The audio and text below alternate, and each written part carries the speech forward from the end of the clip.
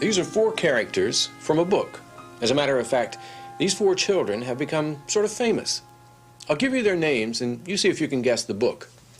This is Benny, and Jesse, and Henry, and Violet. Did you guess the book? If you said The Boxcar Children, you were absolutely correct. The Boxcar Children by Gertrude Chandler Warner. Now, these famous characters tried to make it alone, without any parents or anybody helping them. And if you're going to live alone in this world, you have to be careful about the people that you meet, because not everybody is fair and straight. One warm night, 4 children stood in front of a bakery. No one knew them. No one knew where they had come from. The baker's wife saw them first as they stood looking in at the window of her store. The little boy was looking at the cakes, and the big boy was looking at the loaves of bread, and the 2 girls were looking at the cookies. Now, the baker's wife did not like children. She did not like boys at all. So she came to the front of the bakery and listened, looking very cross.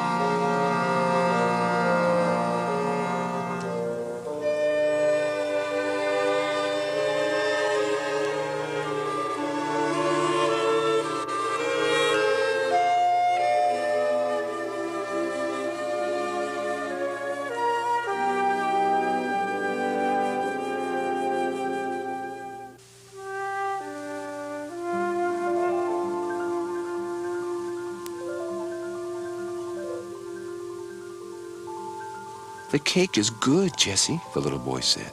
He was about 5 years old. "Yes, Benny," said the big girl. "But bread is better for you, isn't it, Henry?" "Oh, yes," said Henry. "We must have some bread, and cake is not good for Benny and Violet." "Well, I like bread best anyway," said Violet. She was about 10 years old, and she had pretty brown hair and brown eyes.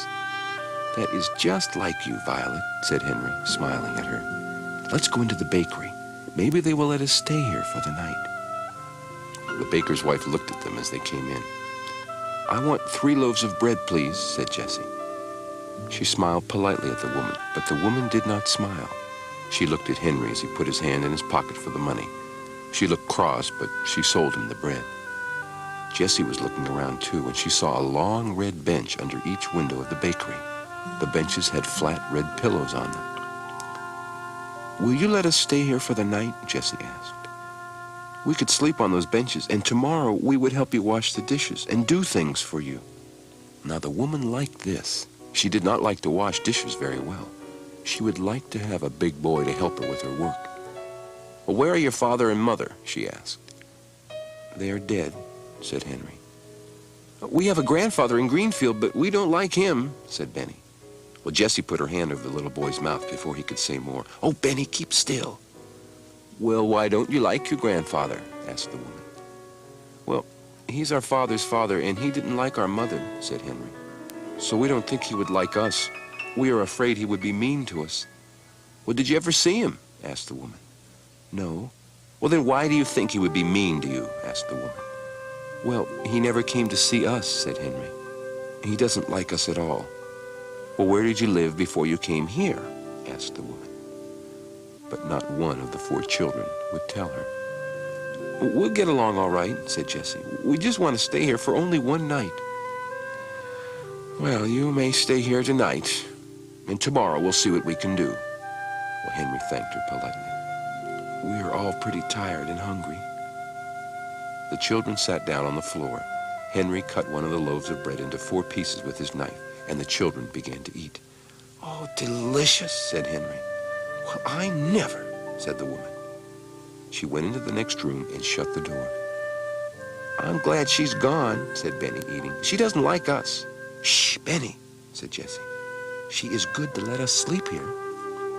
After supper, the children lay down on their red benches, and Violet and Benny soon went to sleep.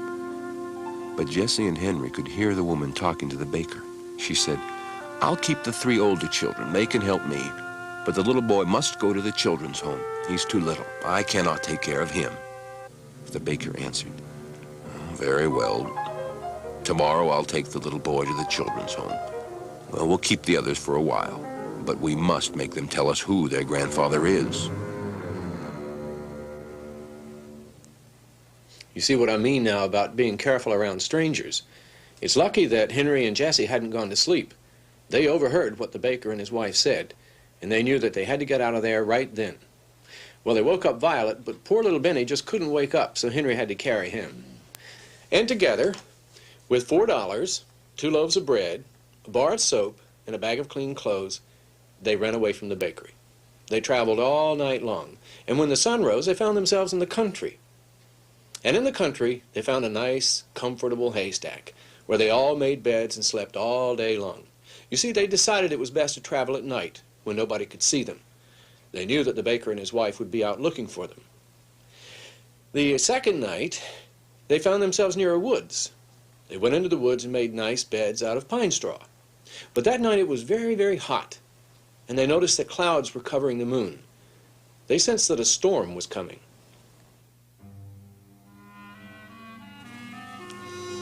At last, Jessie opened her eyes. It was morning, but the sun was covered by clouds. She sat up and looked all around her, and then she looked at the sky. It seemed like night, for it was very dark. Suddenly, it began to thunder, and she saw that it was really going to rain. "What shall we do? Where shall we go?" she thought. The wind was blowing more and more clouds across the sky, and the lightning was very near. Well, she walked a little way into the woods, looking for a place to go out of the rain. "Where shall we go?" she thought again. And then she saw something ahead of her in the woods. It was an old boxcar. "What a good house that will be in the rain!" Well, she ran over to the boxcar. There was no engine, and the track was old and rusty. It was covered with grass and bushes because it had not been used for a long time. "It's a boxcar. We can get into it and stay until it stops raining." Well, she ran back as fast as she could to the other children. The sky was black, and the wind was blowing very hard. Hurry, hurry, I've found a good place. Hurry as fast as you can. Henry took Benny's hand, and they all ran through the woods after Jessie. It's beginning to rain, cried Henry. We'll soon be there. It's not far. When we get there, you must help me open the door. It's heavy. The stump of a big tree stood under the door of the boxcar, and it was just right for a step. Jessie and Henry jumped up on the old dead stump and rolled back the heavy door of the car, and Henry looked in. There's nothing in here. Come on, Benny, we'll help you up. And Violet went in next, and last of all, Jessie and Henry climbed in. They were just in time. How the wind did blow. Well, they rolled the door shut, and then it really began to rain. Oh, how it did rain. It just rained and rained.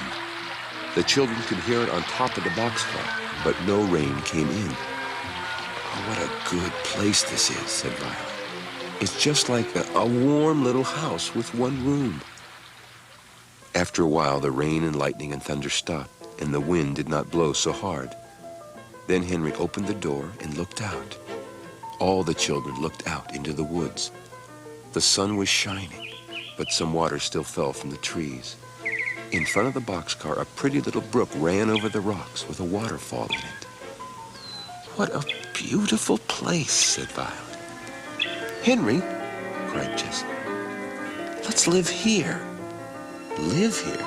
Asked Henry. Well, yes, why not? This boxcar's a fine little house. It's dry and warm in the rain. Yeah, and we could wash in the brook, said Violet. Oh, please, Henry, begged Jessie. We could have the nicest little home here. We could find some dishes. We could make 4 beds and a table, maybe chairs. No, said Benny. I don't want to live here, Jessie. Oh, dear, why not, Benny? Well, I'm afraid the engine will come and take us away. Well, Henry and Jessie laughed. Oh, no, Benny, said Henry. The engine will never take this car away. It's an old car, and grass and bushes are growing all over the track. Then doesn't the engine use this track anymore? Asked Benny. No, indeed, said Henry. He was beginning to want to live in this boxcar, too. Well, we'll stay here today anyway. Well, then, can I have my dinner here? Asked Benny. Yes, you shall have dinner now. So Jessie took out the last loaf of bread and cut it into 4 pieces, but it was very dry. Benny ate the bread, but soon he began to cry. I want some milk too, Jessie. Well, he ought to have milk, said Henry. I'll go to the next town and get some. But Henry did not want to start. He looked to see how much money he had, and then he stood thinking. At last he said, I don't want to leave you girls alone. Oh, we'll be all right, Henry, said Jessie. We have a surprise for you when you get back. You just wait and see. Goodbye, Henry, said Benny. So Henry walked off through the woods. When he had gone, Jessie said, Now, children, what do you think we're going to do? What do you think I saw over in the woods? I saw some blueberries. Blueberries, cried Benny. I know what blueberries are. Can we have blueberries and milk, Jessie? Yes, Jessie was beginning, but she suddenly stopped, for she heard a noise. Something was in the woods.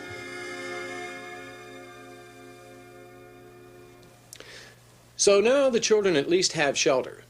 How would you like to turn a boxcar into a house? Think of all the things you need to set up housekeeping. Well, they're going to find those things one by one. But there is one worry. Something, or somebody, is watching them. To find out who or what, you're just going to have to read The Boxcar Children by Gertrude Chandler Warner.